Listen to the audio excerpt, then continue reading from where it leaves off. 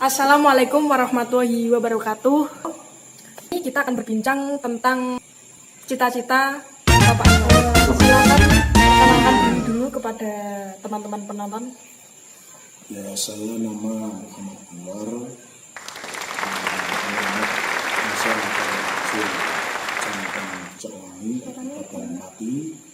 Bahwa dulu ini memang ketika masih muda ini punya cita-cita mau jadi seorang korib internasional.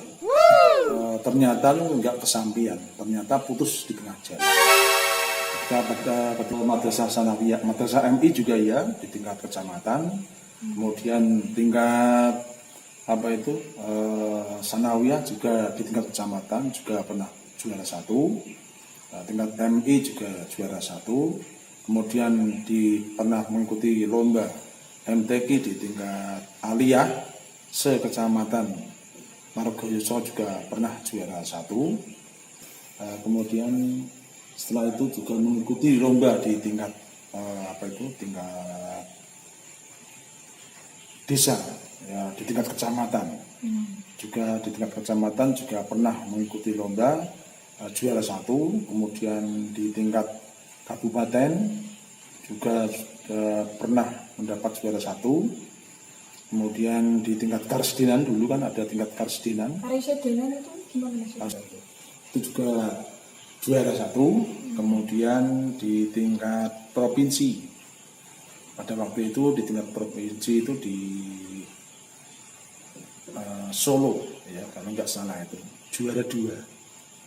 Nah, setelah juara 2 di tingkat remaja, kita kemudian putus karena pada waktu itu kita juga akan kuliah, tapi sepertinya tuh nggak kesampaian karena mungkin terbentur dari ekonomi, sehingga kuliahnya itu di IKI dulu ya, di IKI Wonosobo itu kita berhenti dulu di Al-Quran di Wonosobo, tapi nggak sampai karena baru 1 tahun kita berhenti gitu.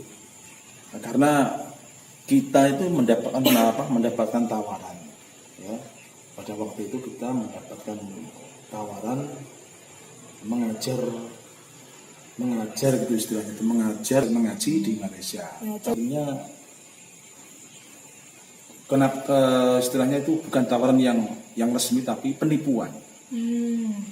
Pada waktu itu kita berangkat 10 orang, ini kawan-kawan juga ada yang ustadz, ada yang ustadz, banyak yang ustadz, hafid, banyak. Setelah itu kita berangkat dari rumah, katanya nanti mengaji di Malaysia itu dengan gaji yang sangat menggiurkan gitu ya.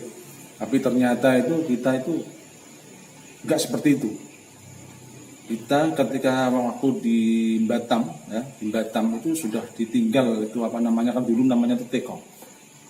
Iya, Tekong namanya tuh di Tekong. Kita di Batam selama 2 bulan ya, 2 bulan itu kita mau dijual dengan Tekong Malaysia. Jadi kita itu mau dijual. Setelah kita dibikinkan dulunya itu bukan paspor, namanya SPLP, surat SPLP itu surat pengantar sementara itu. Paspor tapi satu keping gitu. Setelah kita sudah dibikinkan paspor, masuk di Malaysia, kita sudah dijual lagi dengan Tekong Malaysia. Itu ya kita kerja tapi nggak dapat gaji. Gitu. Seperti dijadikan budak gitu ya? Ya gitu ya. Tapi alhamdulillah pada waktu itu kita 10 orang ini, karena kita tidak bisa nggak bisa cari kerja sendiri-sendiri, karena kita di sana itu sudah ditampung dengan Tekong Malaysia. Jadi semua SPLP sudah ditahan sana, di agensi di Malaysia itu. Nah, setelah itu kita mau dijual dikenakan kerja di mana-mana, tapi nyatanya bukan mengajar, tapi kita kerja di Kerja tanpa bayaran. Iya, mau dijual lagi itu. Nanti kita kerja tapi nggak dapat upah. Berapa kali kita dari Jawa, Tekong dari Jawa sudah dijual Batam dijual lagi ke Malaysia. Berarti kita itu kerja itu nggak dapat gaji. Nah, sedangkan kita mau lari nggak bisa karena kita nggak punya paspor sudah ditahan tadi agensi sana tadi. Kita 10 orang tadi kan sudah pencar gitu ya. Akhirnya kita kumpul lagi di penampungan di Malaysia tadi. kita malam itu ya, kita bersama-sama itu kita bacakan apa itu surah sholawat nariyah 4.444, 10 orang tadi dibagi 10 orang. Gitu.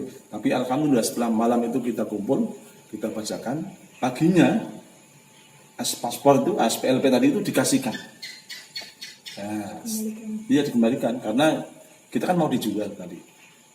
Nah, setelah dikasih, kita lari kemana-mana. Lagi pagi kita dipanggil, paspornya dikasih. Gitu. Yaitu mengenai rahasia Tuhan dan rahasia Allah Subhanahu wa Ta'ala dengan karomahnya tadi, sholawat tadi, sholawat.